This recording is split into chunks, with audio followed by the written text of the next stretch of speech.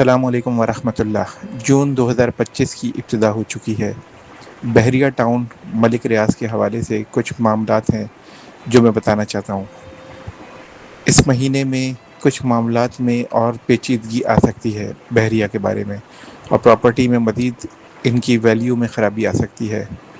تاہم جو لوگ ابھی خریدنا چاہتے ہیں وہ تھوڑا دیکھ بھال کے خریدیں، لیکن انتظار کریں جولائی کے 28 تاریخ کے بعد کا، جس میں کافی بہتری آنے والی ہے اور کچھ ڈھارس ملے گی ان لوگوں کو جنہوں نے بحریہ ٹاؤن میں انویسٹمنٹ کی ہوئی ہے۔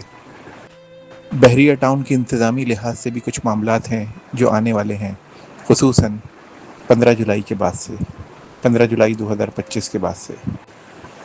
ایک بات میں واضح طور سے بتا دینا چاہتا ہوں کہ یہ جون کے مہینہ جو اس وقت چل رہا ہے، اس میں بحریہ ٹاؤن کے مالی معاملات، یعنی کہ ان کے اندرونی مالی معاملات میں بھی کافی مسئلے مسائل آ سکتے ہیں، جو میرے علم کے حساب سے وہاں پر جو انویسٹرز ہیں وہ مزید انویسٹمنٹ دیکھ کر کریں، یہ میں پہلے ہی بتا چکا ہوں۔ ہو سکتا ہے کہ یہاں پر پراپرٹی کی قیمتیں مزید نیچے کی طرف جائیں، خصوصاً اس مہینے میں۔